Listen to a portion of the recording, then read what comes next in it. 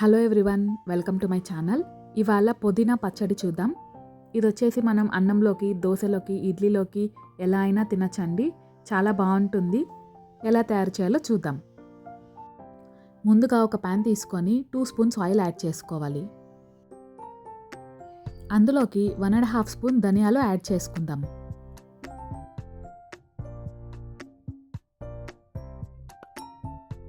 వీటిని 1 నిమిషం పాటు వేయించుకోండి. 1 స్పూన్ జీలకర్ర వేసుకొని వేయించుకోవాలి. ఇందులోకి 10 నుంచి 12 ఎండుమిరపకాయలను వేసి వేయించుకోవాలి. కారం ఎక్కువ తినేవాళ్ళు ఇంకా కొంచెం ఎక్కువ వేసుకోవచ్చు, లేదు తక్కువ కారం తినేవాళ్ళు కొన్ని తక్కువ ఎండుమిరపకాయలు వేసుకోవచ్చు. వేయించుకున్న వాటిని ఒక ప్లేట్లోకి తీసి పక్కన పెట్టుకొని ప్యాన్లోకి ఇంకో 2 స్పూన్స్ ఆయిల్ యాడ్ చేసుకోవాలి. ఇందులోకి ఒక 2 స్పూన్స్ పచ్చెనపప్పును యాడ్ చేసుకొని వేయించుకోవాలి.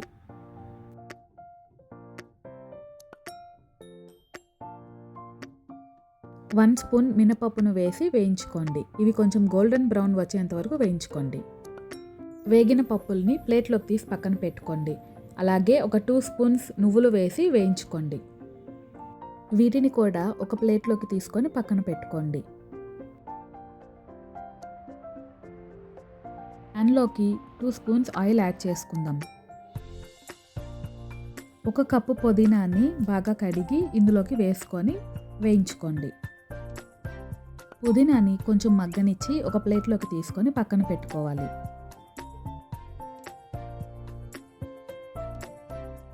ప్యాన్లోకి 1 స్పూన్ ఆయిల్ యాడ్ చేసుకొని 3 టమాటాలని కట్ చేసుకొని ఇందులోకి యాడ్ చేసుకోవాలి.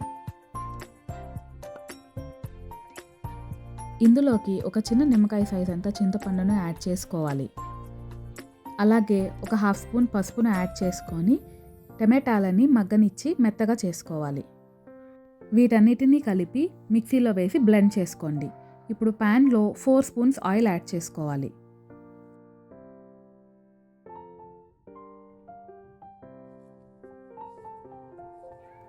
ఇందులోకి 1 స్పూన్ పచ్చెనపప్పును వేసి వేయించుకోండి.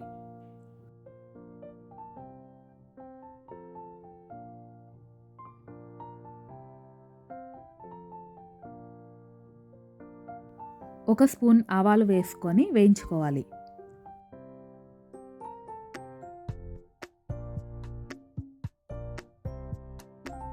ఇందులో కొంచెం కరివేపాకు యాడ్ చేసుకొని వేయించుకోవాలి. అలాగే ఒక ఎండుమిరపకాయని ముక్కలుగా చేసుకొని వేసి వేయించుకోవాలి. పోపు వేగాక మనం ముందుగా బ్లెండ్ చేసుకున్న పచ్చడిని ఇందులో వేసి కలుపుకోవాలి.